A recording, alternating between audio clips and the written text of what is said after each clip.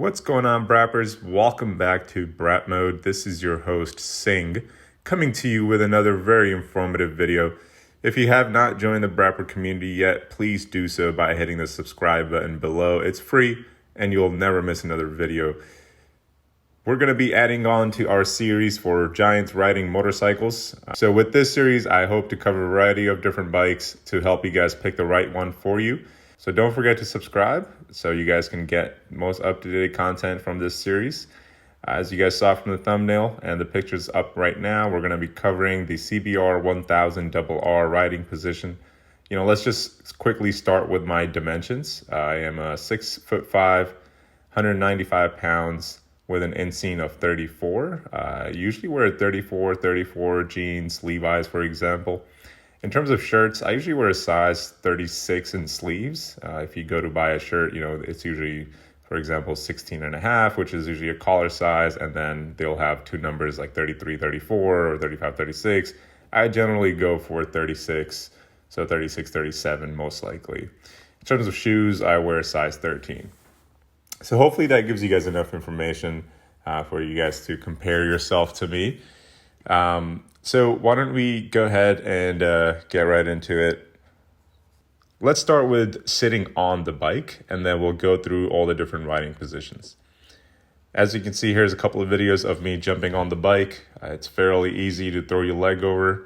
The back end of it is a little bit taller. Of course, it is a sports bike, so you do have to kind of throw your leg over that. But me being 6'5" with 34 inseam, I have no problem doing that. As you can see from a lot of different angles, kind of just hopping on, no issues at all. Full tuck, we'll touch on that a little bit later when we get into the riding positions. But overall, when you throw the leg over, it is fairly comfortable, as you can see here. Now, when you're on the bike, so when you're sitting on the bike, as you can see, I can easily flat foot it. Also, just a quick note, the bike is on a stand in the front tire. That does lift the bike up front about an inch. We were on a downslope 2 here, so just keep that in mind. I would just say about an inch has been added here from the front of the bike, considering the downslope as well. But I can still easily flat foot it here. My knee does have a slight angle, so it is super simple for me to flat foot. So if you're anything over, I would say 6'1", you can easily flat foot it. I actually do have a friend of mine with me here who's taking pictures here and videos with me. I would consider him average height. So we'll touch on his dimensions here shortly as well and how he fits on the bike. But overall, when you're sitting, you can easily flat foot the bike. So here's my friend that I was just talking about. His name is Steven. Say hello to Steven. He is 6 foot, 185 pounds, inseam of 32. He generally wears sleeves or shirts 34. And his shoe size is 8.5. So I believe he's pretty average. And even for 6 foot, as you can see, he can easily flat foot the bike. Very minor angle, probably 5 degrees at his knee. And the bike, again, is on a front stand. So it is adding a little bit of height up front, but he can easily still flat foot it. All right, so why don't we just get into sitting on the bike for normal riding position. It is fairly comfortable. So the reach the bars is not very far. So you can easily extend your arms and still have a little bit of bend. Of course, your torso is going to be leaned forward a little bit, but in terms of seat to foot ratio, it's a little bit cramped, to be honest. Like with the 34 inseam, you do not have a lot of room. I totally do think that the new CBR is a little bit more roomier than the older ones, especially because of the side fairings. They're not covering the full engine here. The older CBRs, they had a full fairing off the side. And then what I noticed was that when my knees would, get stuck and it would eventually irritate me when I'm squeezing the tank because my knees would go into the fairing edge and it would kind of dig into my knee. So that is not a concern here at all. Since the side fairing itself is fairly small and it's really just covering the radiator piece of it. So that's not an issue for me. But overall, there isn't a lot of room from the seat to the peg. So you would definitely have to get some sort of aftermarket rear sets to move that down and back a little bit to get a little bit more room. But again, we'll touch on that a little bit later as well. Now, again, just in terms of arm length here, it's not that far of a reach. I used to own an R6. That one was a fairly long reach in the clip-ons, but this one isn't too bad. With my 36 length sleeve for my arms, I mean, it's super easy, as you can see here. I'm kind of in a full tuck here, as you can see, but super easy to get to the handlebars, to the clip-ons, no problem at all. Here's a quick walk around of me in full tuck riding position. As you can see, it's actually pretty uncomfortable. My knees and my elbows are overlapping significantly. And it's making me flare my arms out a little bit. It was a bit uncomfortable. I definitely would not be able to ride in this riding position for a very long time. But that being said, if you're really not riding in this riding position for a very long time as it is, even if you're on a racetrack, how long are you really going to be on the straightaway? So it doesn't take very long. So you won't be sitting in this position for too long. So, I'll give it a pass. It was uncomfortable, but I don't think it was unbearable here. I was, as you can see, in this short walk around, how long is this? Probably 10 seconds or so. I did start to feel my legs cramp up a little bit. So it's not comfortable, as I stated before. So here, from a side picture profile here, you can easily see my elbows and knees overlapping. My elbows are pretty much at my calves. So again, I would definitely have to get a rear set and move the pegs down and back a little bit to give me a bit more room, like Steven does, and we'll get it to his riding position a little bit in a little bit. So looking at it from the back, I'm completely sitting in the back of the seat here.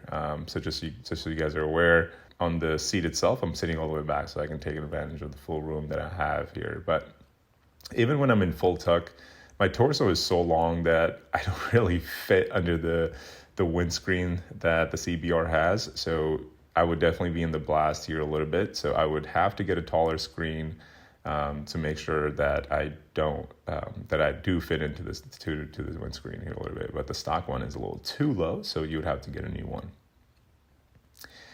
If you were hitting the corners, again, with 36 sleeve length arms here, very easy to go over the tank and still have a good handlebar, still have a good handle on the brake and the throttle. So no problem from that side.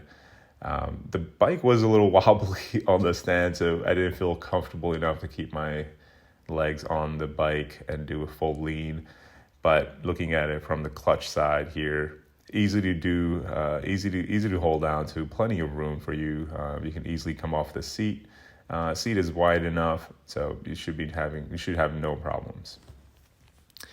So now looking at Steven, again, I'm considering an average height size fella here, but as you can see, he does have a lot more room. His elbows are barely touching his knees, but if you remember, my elbows and knees were completely overlapping all the way down to the calf. So he definitely has a lot more room.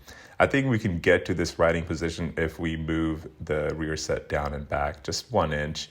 And that will definitely resolve that problem. But as you can see, Steven fits way better on here. Even the stock windscreen works for him here on the bike. So definitely a good fit for him here. So just taking a couple more close-ups just to give you guys an idea. He definitely fits in a lot better. He's sitting all the way back in the seat, plenty of room, good space for him to kind of hang there for some time. All right, so we're gonna just do a couple of pass-bys here. We're not doing crazy speeds, of course. We're still in the dealership lot here at Mercedes. As you can see, sitting up, no problem. I can do this all day. It is not a very uncomfortable riding position if you're just sitting up. You're actually pretty straight considering it's a super sport, but when you are in full tuck, it does get a bit uncomfortable. Again, if you are on the racetrack, I don't think you're going to be doing that for too long. It's, once you do lean off the bike, it's fairly easy to come get off and on and switch sides. But overall, I think it's a fairly comfortable for a daily ride. Just kind of riding around town, no worries at all. The bike had plenty of power down low.